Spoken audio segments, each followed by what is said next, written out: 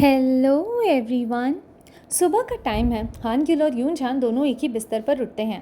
खुशी भी है, थोड़ा शर्माए हुए भी हैं। हान ग्युल तो इतना ऑकवर्ड फील कर रहा है कि जल्दी जल्दी कपड़े पहनने लगता है, लेकिन वो हंसते हंसते दोनों पाँव एक ही पैंट के पैर में डाल देता है और धड़ाम सीधा पिलोज पर गिर जाता है। यून चान को पता है कि उसकी माँ उसे मार डालेगी जब उसे पता चलेगा कि उसने रात हान ग्युल के साथ बिताई है, लेकिन तब भी इतनी टेंशन ले रही नहीं है कि ब्रेकफास्ट ना करे। ब्रेकफास्ट तो बनता ही बनता है। हान ग्योल उसे छेड़ता है कि इटली जाके बाल मत बढ़ाना, मिनी स्कर्ट मत पहनना। अगर कोई लड़का पूछे कि बॉयफ्रेंड है क्या तो बोलना कि नहीं, मैं शादीशुदा हूँ। फिर थोड़ा सीरियस होकर कहता है कि अपना ख्याल रखना वहाँ, और तुम्हारे जाने से पहले हम रोज डेट पर चलेंगे, तुम्हारी सारे फेवरेट जगहों पर जाएंगे।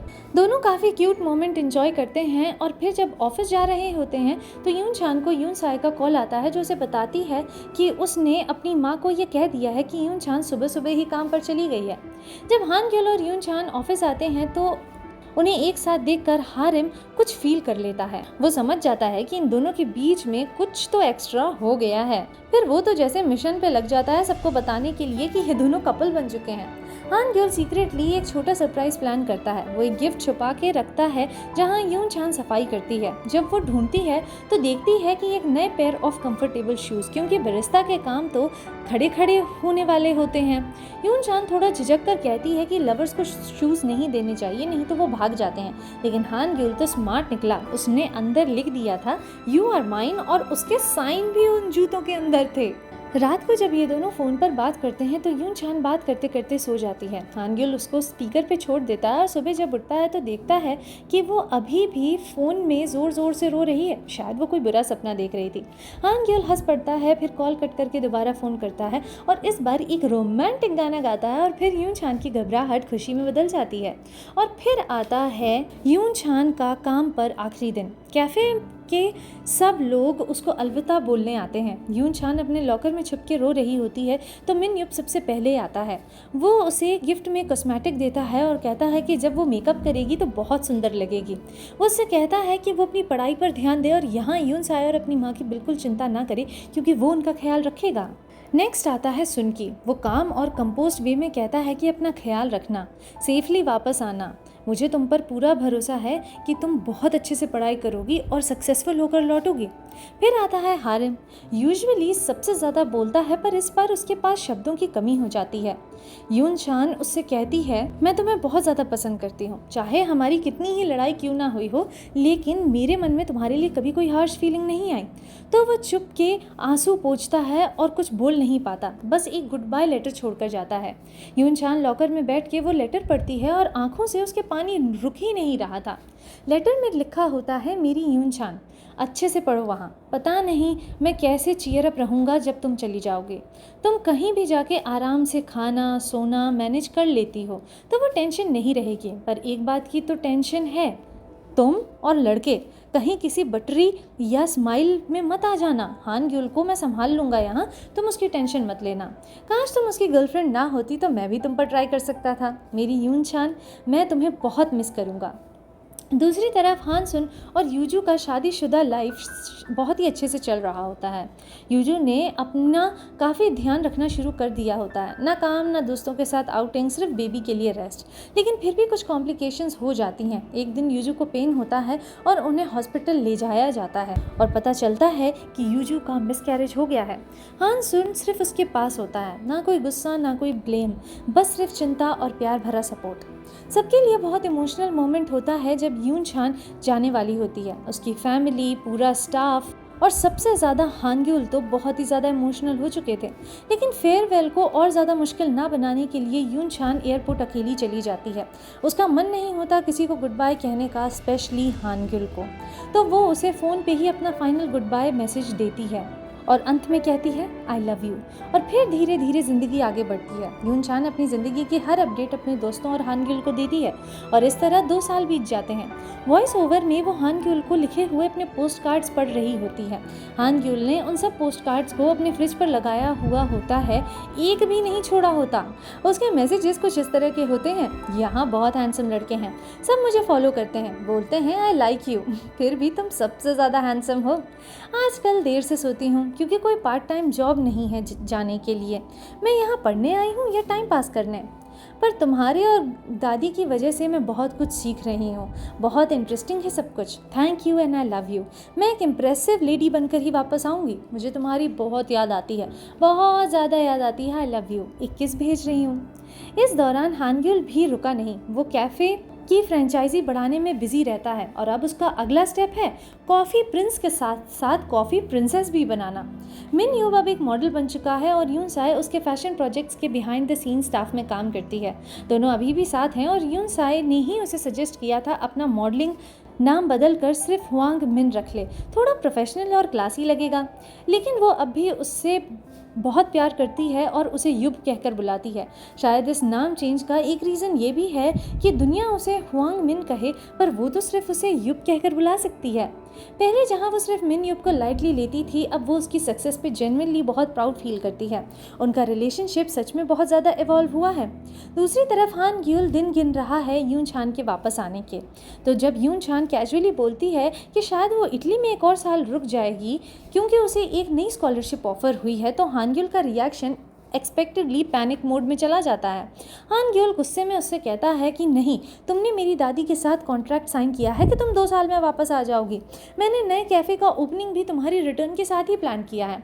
यून छान हानग्युल की बात मान जाती है और स्कॉलरशिप एक्सेप्ट ना करने का फैसला कर लेती है, सिर्फ और सिर्फ हानग्युल की खुशी के लिए।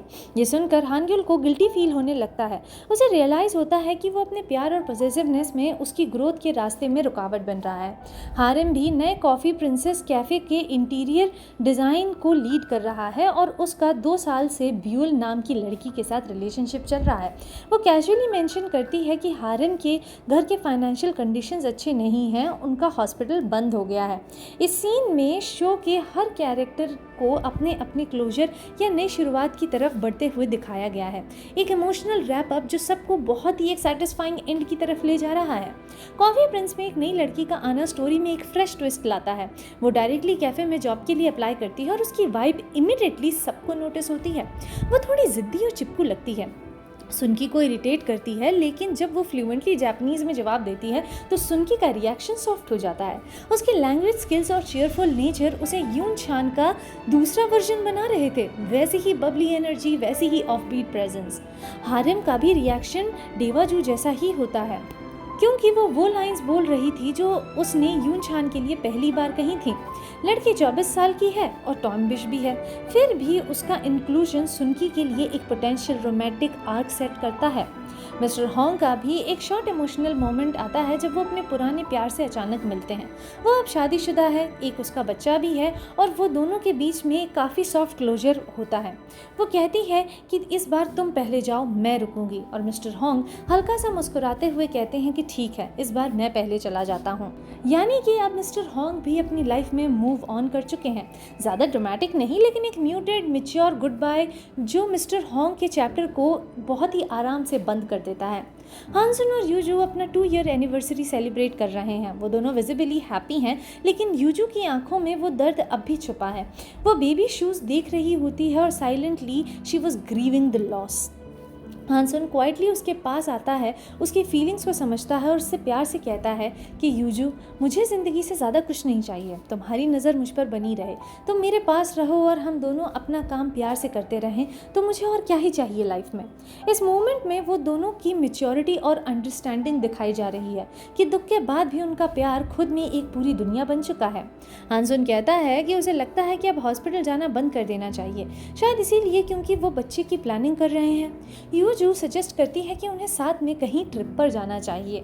साफ पता चलता है कि इन दोनों का रिश्ता धीरे धीरे ही सही लेकिन कितना अच्छा प्रोग्रेस कर रहा है।